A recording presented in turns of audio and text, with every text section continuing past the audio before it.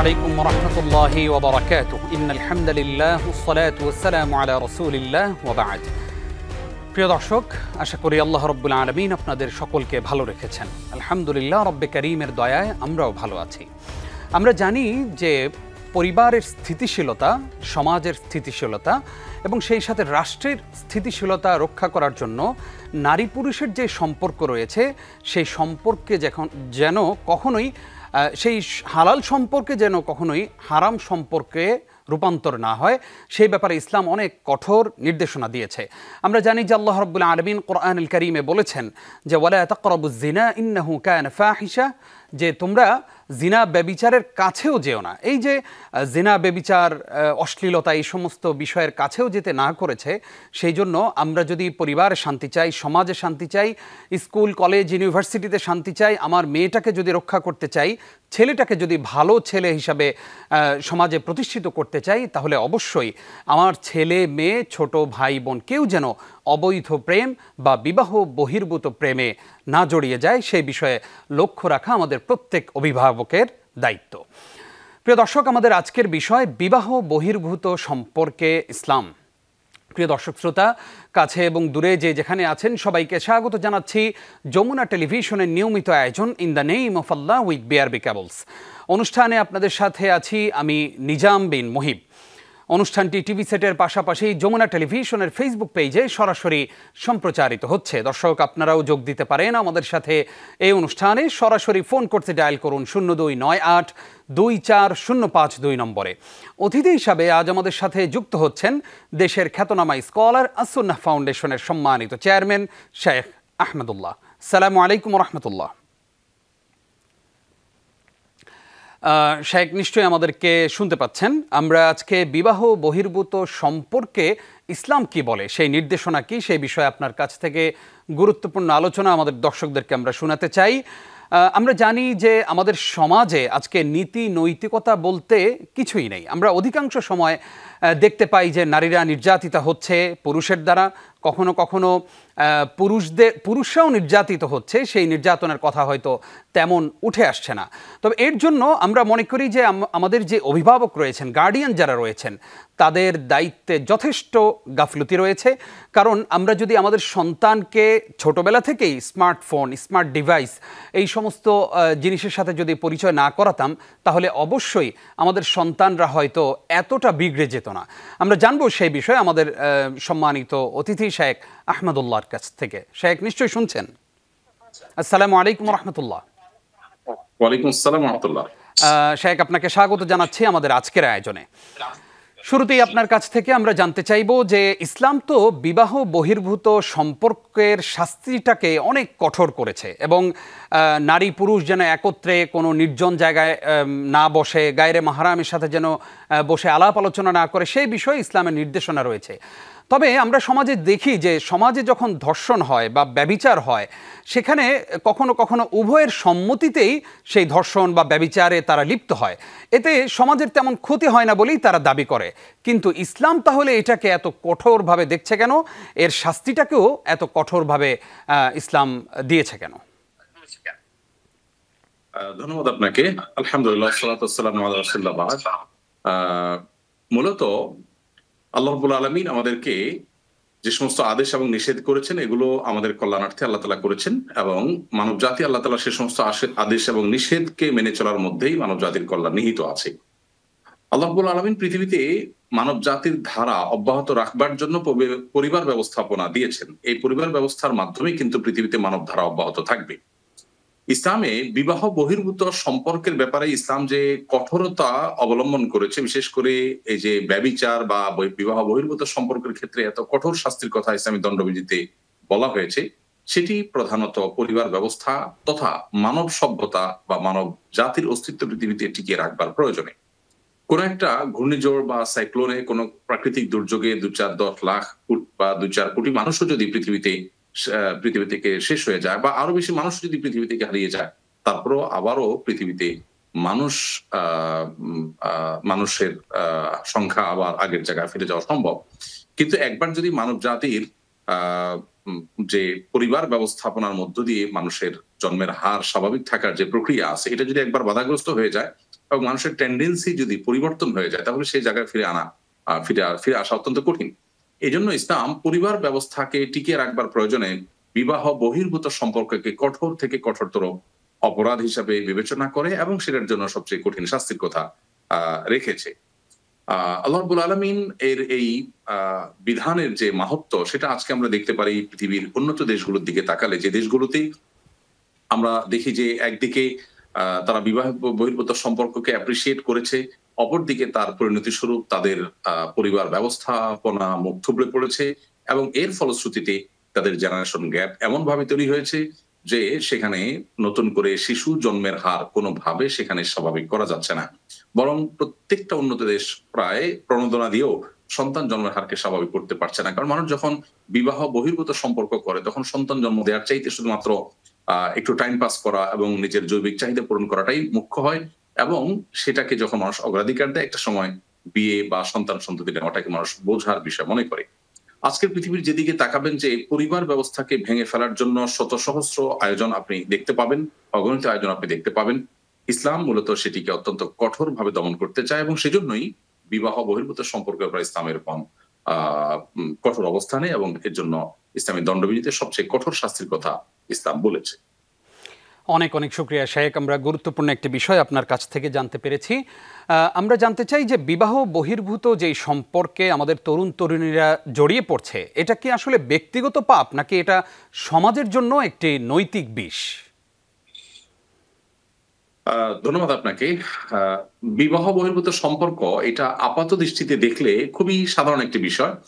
বিশেষ করে একজন তরুণ একজন তরুণী, একজন পুরুষ একজন নারী, তারা যখন উভয়ে পরস্পর সম্মতিতে কোনো সম্পর্কে জড়ান সেখানে সমাজের কোনো মানুষের ক্ষতি তারা করছেন না। আপাত দৃষ্টিতে এটাকে মনে হচ্ছে কোনো অপরাধী না। বিশেষ করে আজকাল আমাদের মুসলিমদের অনেকের মধ্যে একটি ধোঁয়াশা কাজ করছে, সেটা হলো আমরা ভালো এবং মন্দের সংজ্ঞা নিজেরা নিরূপণ করছি এভাবে যে যদি কোনো কাজ করতে গিয়ে আপনি কারোর কোনো ক্ষতি না করেন তাহলে সেক্ষেত্রে সেটা বিধেয় এবং সেটা কোনো অন্যায় নয়। যদি কারোর কষ্টের কারণ হন, ক্ষতির কারণ হন, তাহলে সেটা অন্যায়। এই সংজ্ঞার আলোকে আজকের পৃথিবীতে বিশেষ করে বিপুল সংখ্যক মানুষ ভালো এবং খারাপ নির্ধারণ করে থাকেন, অথচ ইসলাম এর দৃষ্টিকোণ থেকে ভালো এবং খারাপের সংজ্ঞা এবং ভালো এবং খারাপ নিরূপণ করা হবে আল্লাহর আদেশ এবং নিষেধের মধ্য দিয়ে। আল্লাহ তাআলা যেটাকে আদেশ করেছেন সেটা আমাদের জন্য কল্যাণকর, যেটা নিষেধ করেছেন সেটা আমাদের জন্য ক্ষতিকর। আপাত দৃষ্টিতে একজন তরুণ একজন তরুণী, একজন পুরুষ একজন নারী, তারা পরস্পর যে সম্পর্ক স্থাপন করে, এই সম্পর্ক স্থাপন করার মধ্য দিয়ে তারা আসলে সমাজের কারো কোনো ক্ষতি করছে না, কোনো ব্যক্তির কোনো অসুবিধা করছে না, তাহলে এটা অন্যায় হবে কেন এবং এত কঠোর বিষয় হবে কেন? প্রস্তুত যখন তারা এভাবে বিবাহবহির্ভূত সম্পর্ক করতে থাকে তখন ওই যেটা বলছিলাম একটু আগে, যে পরিবার ব্যবস্থাপনা গুরুত্ব তখন হারিয়ে যায় এবং তার কুফল কিন্তু সমাজকেও ভোগ করতে হয়। এবং যেটা আজকের উন্নত পৃথিবীর প্রত্যেকটা দেশের কথা বলছি আমরা বারবার, যে তারা হাড়ে হাড়ে টের পাচ্ছে যে কোনোভাবে কোনো সরকারি সে সংশ্লিষ্ট দেশে তাদের শিশু জন্মের হারকে স্বাভাবিক করতে পারছে না। অতএব এই অপরাধটা ব্যক্তিগত কোনো বিষয় শুধু নয়, বরং এর সাথে সমাজ, পরিবার এবং রাষ্ট্রের যে স্বার্থ সেটাও কিন্তু জড়িয়ে আছে। এই জন্য কিন্তু ইসলামের ব্যাপারে অত্যন্ত কঠোর অবস্থান নিয়েছে। জাযাকাল্লাহ খাইর। আসবো আপনার কাছে আবারও ইনশাআল্লাহ ছোট্ট একটি বিরতির পর। প্রিয় দর্শক, আপনারা দেখছেন যমুনা টেলিভিশনের নিয়মিত আয়োজন in the name of Allah with BRB cables. সময় হলো ছোট্ট একটি বিরতির, সঙ্গেই থাকুন। প্রিয় দর্শক, আরও একবার স্বাগত। দেখছেন in the name of Allah with BRB cables. আজকের বিষয় বিবাহ বহির্ভূত সম্পর্কে ইসলাম। এই বিষয়ে কথা বলছেন শেখ আহমদুল্লাহ। শেখ, আপনাকে আরও একবার স্বাগত আমাদের আজকের আয়োজনে। আমরা জানতে চাই যে কেউ কেউ গর্ব করে বলে থাকেন যে অমুকের সাথে আমার প্রায় 10 বছরের সম্পর্ক, এখন আমরা আগামী এত তারিখে বিয়ে শাদী করব। তো এই যে বিবাহ বহির্ভূত সম্পর্ক, দীর্ঘ একটা সময় তারা প্রেম এবং এহেন কোনো কর্ম নাই যেটা করেন নাই তারা, তো এই যে বিয়ের উদ্দেশ্যে প্রেম করা, এটা কি জায়েজ আছে কিনা? ধন্যবাদ আপনাকে। অনেকে মনে করেন যে বিয়ের উদ্দেশ্যে প্রেম করলে বা বিবাহের উদ্দেশ্যে বিবাহের আগে স্বামী স্ত্রী সুলভ সম্পর্ক স্থাপন করলে সেটি বোধহয় কোনো অন্যায় নয়। এটি একটি ভুল ধারণা। মূলত আল্লাহ রাব্বুল আলামিন আমাদেরকে দাম্পত্য সম্পর্ক স্থাপন করবার যে পদ্ধতি দিয়েছেন সেটি হলো বৈবাহিক পদ্ধতি এবং বিবাহের মাধ্যমেই শুধুমাত্র দাম্পত্য সম্পর্ক বা স্বামী স্ত্রী সুলভ সম্পর্ক স্থাপন করা যাবে। একজন গায়রে মাহরাম নারী পুরুষ যাদের মধ্যে বিবাহ হতে পারে, একান্ত ব্লাড সম্পর্কীয় বা আপনার রক্ত সম্পর্কীয় এমন আত্মীয় নন যাদের সঙ্গে বিবাহ বন্ধনে আবদ্ধ হওয়া না জায়েজ নয়, সেরকম যে কোনো নারী সাথে যে কোনো পুরুষের যখন সম্পর্ক করতে হবে তখন সেটি বিবাহের মাধ্যমেই হতে হবে, বিবাহ ছাড়া করা যাবে না। এটা হলো ইসলামের দৃষ্টিকোণ। আজকের সমাজে একটা অংশের মানুষ মনে করে যে বিবাহের আগে একটু বোঝাপড়া যদি হয়, একটু যদি কিছুদিন লিভ টুগেদার হয়, অথবা নিজেদের মধ্যে একটু পরস্পরকে জানাজানির সুযোগটা তৈরি হয় তথাকথিত প্রেমের নামে, বিবাহের আগে বিবাহ বহির্ভূত অবৈধ রিলেশনের নামে, তখন বোধ হয় দাম্পত্য সম্পর্কটা বেশ ভালো যাবে, এরকম একটি ধারণা বেশ ভালোভাবে প্রতিষ্ঠিত আছে আমাদের সমাজে। অথচ এটি অবাস্তব এবং অভিজ্ঞতা বলে এটি সত্য নয়। আজকের বাস্তবতা যদি আপনি দেখেন যে এ জাতীয় তথাকথিত প্রেম বা বিবাহ বহির্ভূত সম্পর্কের মাধ্যমে বছরকে বছর সম্পর্ক একটা পর্যায়ে যাওয়ার পর যখন মানুষ বিয়েতে যায়, এই বিয়েগুলো কত পার্সেন্ট টিকে এবং দাম্পত্য সম্পর্কগুলোর অবস্থা এখন কেমন, কোন পর্যায়ে আছে? আজ থেকে 2 বা 3 4 দশক আগে যত পেছনে যাব আমরা, আমাদের পূর্ববর্তী যারা ছিলেন, আমাদের বাপ দাদা চাচা যারা ছিলেন, তাদের বিবাহের আগে এরকম কোনো তথাকথিত বোঝাপড়ার কোনো সুযোগ বা স্কোপ তাদের ছিল না, কিন্তু তারা তাদের দাম্পত্য জীবনে অন্তত আমাদের চাইতে অনেক বেশি হ্যাপি ছিলেন, অনেক বেশি সুখী ছিলেন, দাম্পত্য সম্পর্কগুলো অনেক স্ট্রং ছিল এবং এভাবে ঠুনকো অজুহাতে দাম্পত্য সম্পর্কগুলো ভেঙে খান খান হয়নি। এখান থেকে বোঝা যায় যে আল্লাহ রাব্বুল আলামিন যেখানে আমাদেরকে নিষেধ করেছেন সেখানে কোনো কল্যাণ থাকতে পারে না। আপনি যদি পশ্চিমা পৃথিবীতে যান বা পৃথিবীতে যে সমস্ত দেশগুলো ওপেন কালচারের দেশ এই ক্ষেত্রে এই ইস্যুতে, সেই দেশগুলোতে আপনি দেখবেন যে বিবাহ বরং কালেভদ্রে হয় আর বিবাহ বহির্ভূত সম্পর্কটাই সেখানে খুব স্বাভাবিক একটা বিষয় পরিণত। সেখানে কি আসলে স্বামী স্ত্রী সুলভ যে সম্পর্ক তারা তাদের ভাষায় বলে সেটাকে খুব ভালো যায়। কয়দিন পরপরই তারা কিন্তু লাইফ পার্টনার চেঞ্জ করে, কয়দিন পরপরই কিন্তু তারা ভিন্ন ভিন্ন পার্টনার এর সাথে তারা মিলিত হয় এবং একটা পর্যায়ে তারা কিন্তু মারাত্মক ডিপ্রেশনে ভোগে এবং পারিবারিক শান্তি যেটা সেটা থেকে তারা চরমভাবে বঞ্চিত হয়। অতএব এই ধারণাটাই সম্পূর্ণ ভুল যে বিয়ের উদ্দেশ্যে প্রেম করা যায়। বিয়ে করতে চান যাচাই বাছাই করে, যদি সবকিছু ঠিকঠাক মনে হয় আল্লাহর নাম নিয়ে আপনি বিয়ের জন্য প্রস্তুতি নেবেন এবং বিয়ে করে ফেলবেন। বিয়ে ছাড়া এই ধরনের সম্পর্ক স্থাপন করাকে শরীয়ত অত্যন্ত কঠোরভাবে নিষেধ করেছে। শরীয়ত যেগুলো নিষেধ করেছে সেগুলো আমাদের কাছে সেকেলে মনে হতে পারে, সেগুলো মনে হতে পারে যে এগুলো আমাদের জন্য উপযোগী না, কিন্তু চূড়ান্ত পরিসরে আমরা বিভিন্ন পদ্ধতি বিভিন্ন পলিসি অ্যাপ্লাই করে একটা পর্যায়ে আমরা ব্যর্থ হয়ে আবার আল্লাহর পদ্ধতিতেই ফিরে আসতে হবে। এটাই হলো চূড়ান্ত পরিণতি এবং কোরআন হাদিস ঘাটলে এবং অভিজ্ঞতা যে ফসল সেটার দিকে তাকালে অন্তত এই সমীকরণে আমরা পৌঁছতে পারি। আশা করি আমাদের দর্শক শ্রোতা বিশেষ করে অভিভাবক যারা আছেন তারা এই বিষয়ে সতর্ক থাকবেন।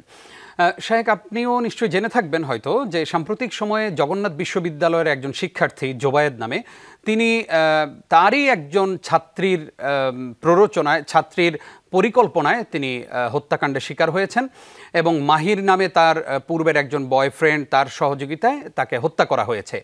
এই যে অধপতন, নৈতিক অধপতন এবং একটা মানুষকে বলি পর্যন্ত দিয়ে দেওয়া হচ্ছে, খুন পর্যন্ত করে ফেলা হচ্ছে এই অবৈধ প্রেম করতে গিয়ে, এ বিষয়ে আসলে কি বলবেন? দেখুন, আপনার এই প্রশ্ন উত্তর দেওয়ার আগে আমি পাল্টা প্রশ্ন রাখতে চাই যে বরগুনার মিন্নির যে ঘটনা, সেই ঘটনার এখনো পর্যন্ত বিচার সেভাবে কার্যকর হয়নি আমি যতটুকু জানি। বিচার কাজ এগিয়েছে এবং অভিযুক্ত মিন্নি আপনার এখনো বন্দী আছেন এবং তার যে রায় হয়েছে সে রায় কার্যকর কতটা হয়েছে কতটা হয়নি এবং এর বাইরে আরো সংশ্লিষ্ট যারা আছে তাদের রায় কতটা হয়েছে কতটা হয়নি সেটি বোধহয় আমাদের পর্যালোচনা করা খুব বেশি প্রয়োজন। একটি অপরাধ যখন সমাজে হয় এবং সেটি বাস্তবায়নের ব্যাপারে যখন গতিতে যখন আপনার আমরা দেখি যে মন্থরতা থাকে এবং মন্থর গতি থাকে, তখন সেটা পুনরায় সমাজে আবৃত্তি হয় এবং বারবার সেটা ঘটতে থাকে, এটা খুব স্বাভাবিক।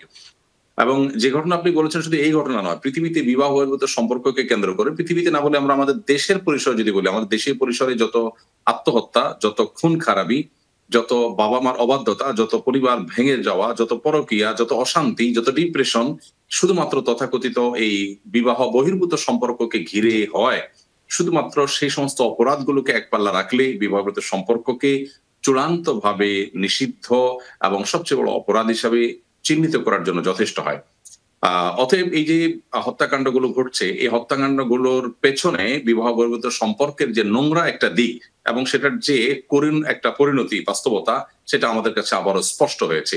জি, আপনি জি। হয়তো বলবেন যে বৈবাহিক সম্পর্কে কি এরকম অসুবিধা তৈরি হয় না বা এরকম বিপত্তি দেখা দেয় না? উত্তর হলো বৈবাহিক সম্পর্কে দুটি পরিবার বরং দুটি সমাজের এখানে সম্পর্ক থাকে এবং তারা কমিটেড থাকে। এখানে কমিটমেন্ট থাকে উভয়ের মধ্যে। যার কারণে স্বামী-স্ত্রীর মধ্যে বা দুটি বৈবাহিক সম্পর্কের মধ্যে এই ধরনের পরিস্থিতি, অর্থাৎ খুন-খারাবি এবং আপনার আরো জটিল পরিস্থিতি, আত্মহত্যা, এই ধরনের পরিস্থিতি এত বেশি ঘটে না, যত বেশি ঘটে বিবাহ বহির্ভূত সম্পর্কের ক্ষেত্রে। জি, জি। এজন্য শরীয়ত আমাদেরকে বিবাহের পথে হাঁটতে বলেছেন, অন্যটা নিষেধ করেছেন। অনেক অনেক ধন্যবাদ শেখ। আসবো আপনার কাছে আবারও ইনশাআল্লাহ আরও একটি বিরতির পর। প্রিয় দর্শক, দেখছেন in the name of Allah with BRB cables অনুষ্ঠানের এই পর্যায়ে আরও একটি বিরতি নিচ্ছি, কিছুক্ষণ পর ফিরছি সঙ্গে।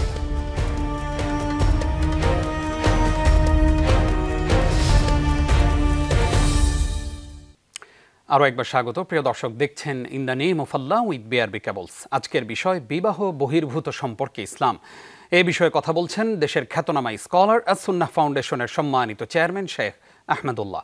উস্তাজ, আপনাকে আরও একবার স্বাগত জানাচ্ছি। এবার ভিন্ন একটা প্রসঙ্গে আপনার কাছ থেকে গুরুত্বপূর্ণ আলোচনা শুনতে চাই। গাজীপুরে একজন খতিব সাহেব মুফতি মহিবুল্লাহ মিয়াজি তার এক খুতবাকে কেন্দ্র করে তিনি নিখোঁজ হয়ে গেছেন। এরপরে তাকে পঞ্চগড়ে এক সীমান্তের কাছে পাওয়া গিয়েছে। তিনি গুম ছিলেন। তিনি এসে দাবি করেছেন যে ইসকনের সদস্যরা তাকে গুম করেছেন, একটা অ্যাম্বুলেন্সে করে তাকে নিয়ে গেছেন। উনি এটার বিচার দাবি করেছেন। এর আগে চট্টগ্রামে অ্যাডভোকেট আলিফ হত্যা হয়েছে, সেখানেও ইসকনের নাম উঠে এসেছে। এই যে বারবার এই সংগঠনটির নাম উঠে আসে, আসলে এই জায়গায় আসলে মুসলমানদের করণীয় কি এবং তাদের ব্যাপারে আমাদের আসলে কি বার্তা থাকতে পারে? ধন্যবাদ আপনাকে। প্রথম কথা হলো যে ইসকনের এই ইস্যুটা আজকে নতুন নয়। ২০১৬ এবং ২০১৯ সাল, ২০১৪ সাল, এই বছরগুলোতে ইসকনের এমন কিছু কর্মকাণ্ড আমরা দেখতে পেয়েছি যে কর্মকাণ্ডগুলো দ্বারা এই সংগঠনটিকে একটি উগ্রবাদী সংগঠন হিসেবে চিহ্নিত করে এটিকে নিষিদ্ধের আওতায় আনাটা প্রয়োজনীয় একটি পদক্ষেপ সময়ের, এটি বলে আমরা মনে করছি। আমরা ২০১৬ সালে ঢাকার স্বামীবাগের একটি ঘটনা জানি যে সেখানে তারাবির নামাজের সময় ইসকনের লোকজন তারা মুসল্লিদের উপরে হামলা করেছে এবং তাদের নামাজে ডিস্টার্ব করেছে। সিলেটের একটি ঘটনা আমরা জানি যে সেখানেও আপনার জুমার নামাজের সময় তারা গান বাজনা বাজিয়েছে এবং মুসল্লিরা এবং ইমাম সাহেবরা যখন এটার বিরুদ্ধে কথা বলতে গেছে তাদের উপরে হামলা, মামলা এবং হয়রানি করার অভিযোগ উঠেছে। ২০১৯ সালে আপনার চট্টগ্রামে একটি স্কুলে ইসকন সেখানে পুজোর প্রসাদ মুসলমান সন্তানদেরকে খাইয়েছে এবং তাদেরকে হিন্দু ধর্মের বিভিন্ন আপনার ধর্মীয় যে উক্তি সেগুলো জপতে তাদেরকে বাধ্য করা হয়েছে। এই যে বিষয়গুলো, এই বিষয়গুলো বেশ অনেক আগে থেকেই গণমাধ্যমে উঠে এসেছে এবং এগুলো সুপ্রমাণিত সত্য। এবং অতি সম্প্রতি যে একজন ইমাম সাহেবকে বারবার উড়ো চিঠি দিয়ে হুমকি দেওয়ার ঘটনা ঘটেছে, ইমাম সাহেব দাবি করছেন সেটা ইসকন করেছে এবং ইসকনের নাম লেখা আছে সেখানে। এটি আসলে তদন্ত করে বের করা দরকার যে এর সাথে আসলে তাদের সম্পর্ক কতখানি। যদি সেটি হয় তাহলে সেক্ষেত্রে এটা হবে অত্যন্ত ভয়াবহ একটা অ্যালার্মিং বিষয়।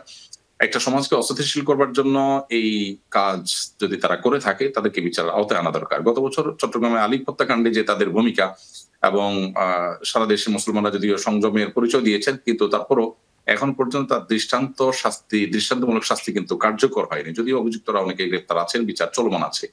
ঠিক একইভাবে বুয়েটে যে শিক্ষার্থীটা আপনার মুসলিম মেয়েদের পোশাক আশাক নিয়ে নানা মাঝে মাঝে মন্তব্য করেছে এবং সেখানেও তার মামলাতে উঠে এসেছে তার ইসকনের সাথে সম্পর্ক থাকার কথা। তো একটা সংগঠন যদি এভাবে সমাজে সংখ্যাগরিষ্ঠ মানুষকে একের পর এক উস্কানি দিতে থাকে এবং মানুষকে উগ্র করে তোলার চেষ্টা করে, তাহলে সেক্ষেত্রে আমরা মানুষকে যতই শান্ত থাকার কথা বলি, কতক্ষণ মানুষ শান্ত থাকবে? এটা বাস্তবতা।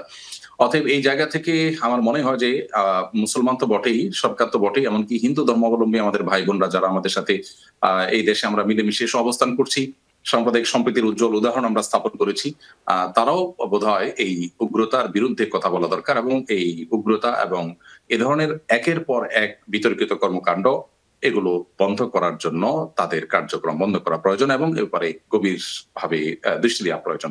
দুর্ভাগ্যজনক বাস্তবতা যে এ ধরনের ঘটনা বারবার ঘটার পরও প্রশাসন যথাযথ পদক্ষেপ নিয়েছে বলে আমাদের চোখে পড়ছে না। আমি আবার বলছি যে এদেশে হিন্দু মুসলিম সহাবস্থান আছে এবং সেটি যেন থাকে, সেটা যেন কেউ নষ্ট করতে না পারে, সেজন্য আমাদের সবাইকে সজাগ থাকতে হবে, সতর্ক থাকতে হবে। সাম্প্রদায়িক সম্প্রীতি নষ্ট করার সকল চক্রান্ত, এমনকি সেটা কোনো মুসলিমও যদি করে, কোনো হিন্দু ধর্মের নাম ব্যবহার করে যদি ইসকন বা অন্য কেউ করে, তাহলে তাদেরকেও কিন্তু কঠোর হস্তে দমন করা ছাড়া কোনো বিকল্প আমাদের সামনে খোলা নেই। অতএব ইমাম সাহেবকে এভাবে তুলে নিয়ে পঞ্চগড় বা সীমান্তবর্তী এলাকায় শেকলে বাঁধা উলঙ্গ অবস্থায় তাকে পাওয়া যাওয়া, এটা অত্যন্ত অত্যন্ত ন্যাক্কারজনক একটি ঘটনা। ইতিমধ্যে ধর্ম উপদেষ্টা মহোদয় বলেছেন যে সরকার এই ঘটনার সাথে সংশ্লিষ্টদেরকে বিচার আওতায় আনার চেষ্টা করছে। এটা যত দ্রুত করা যাবে, এবং শুধুমাত্র বিচ্ছিন্ন ঘটনার বিচার নয়, বরং এটা এই ধারাবাহিক ঘটনাগুলোর পেছনে যারা আছে তাদেরকে থামানোর জন্য উদ্যোগ নিতে হবে, এবং সেটা না নিতে পারলে কিন্তু আমরা পিছিয়ে পড়বো, তা এবং সাম্প্রদায়িক সম্প্রীতির যে উজ্জ্বল ঐতিহ্য আছে আমাদের, সেটা কিন্তু হারিয়ে যাবে। ধন্যবাদ আপনাকে। আশা করি আমাদের মুসলিম অমুসলিম সবাই এই বিষয়ে সতর্ক থাকবেন এবং সচেতন হবেন ইনশাআল্লাহ। আমরা জানতে চাই একদম ছোট্ট করে, শেখ, সাম্প্রতিক সময়ে আরও একটি ঘটনা ঘটেছে অত্যন্ত ন্যাক্কারজনক, দুর্ভাগ্যজনক, যে ময়মনসিংহ মেডিকেল কলেজে একজন আত্মহত্যাকারী যিনি ফাঁসি নিয়েছেন, মহিলা, নারী, তার লাশকে ধর্ষণ করা হয়েছে। যেই ডোম তাকে রিসিভ করেছে, লাশ বহন করে নিয়ে এসেছে, সে সেই মৃত মানুষটাকে ধর্ষণ করেছে এবং তাকে এখন গ্রেফতারও করা হয়েছে। এই যে ন্যাক্কারজনক ঘটনা, এ বিষয়ে আসলে আপনার মন্তব্য শুনতে চাই। দেখুন, এটি হলো আমাদের চারিত্রিক এবং নৈতিক অধঃপতনের একেবারে চূড়ান্ত রূপ বলতে পারি, এবং চূড়ান্ত চিত্র বলতে পারি। এরপরও যদি আমরা আমাদের নৈতিকতা চর্চা এবং ধর্ম চর্চার গুরুত্ব আমরা না বুঝি, এবং আমাদের নৈতিকতাকে যদি আমরা পাশ কাটিয়ে চলার চেষ্টা করি, তাহলে সেটা হবে আমাদের দুর্ভাগ্যজনক সিদ্ধান্ত। এবং এই ধরনের ঘটনা যেন না ঘটে, সেজন্য নানাবিধ উদ্যোগ নেওয়া প্রয়োজন। সেখানে নৈতিকতার উন্নয়নের পাশাপাশি আপনার এ জাতীয় ঘটনা বন্ধে আরো অসংখ্য ধন্যবাদ উস্তাজ আপনাকে আমাদেরকে সময় দেওয়ার জন্য। প্রিয় দর্শক, এতক্ষণ যারা সঙ্গে ছিলেন আপনাদেরকেও ধন্যবাদ জানিয়ে শেষ করছি। আসসালামু আলাইকুম ওয়া রাহমাতুল্লাহি ওয়া বারাকাতুহু।